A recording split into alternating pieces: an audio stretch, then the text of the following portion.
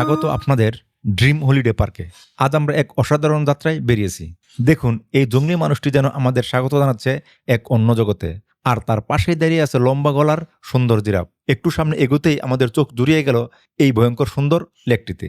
আর এর পারেই স্বমহিমায় বিরাজ করছে বনের রাজা বাঘ আর কেশর দুলিয়ে সিংহ।